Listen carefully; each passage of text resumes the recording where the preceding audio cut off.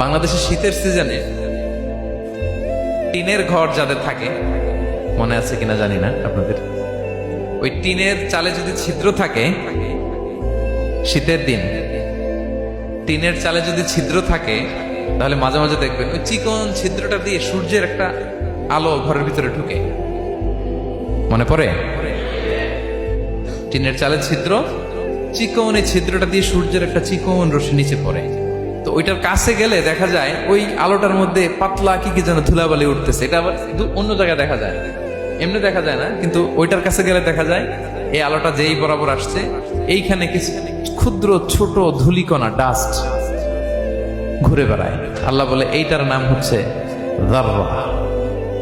ফামান ইয়ামাল মিসকালা যাররাতিন খাইরান ইয়ারা। এই ডাস্ট উড়ে বেড়ানো ছোট্ট ধূলিকণা, যেটা খালি চোখে দেখা যায় না, এতটুকু ভালো যদি করো সেটাও সেই মিজানের পাল্লায় ওজন দেয়া যায়। এতটুকু খারাপও যদি করো সেটাও সেই মিজানের পাল্লায় ওজন দেয়া যায়। আল্লাহু আকবার। তিনি তার বান্দার উপর জুলুম করেন না। জুলুম তিনি নিজের উপর হারাম করেছেন, আমাদের জন্য কি করেছেন? হারাম করেছেন।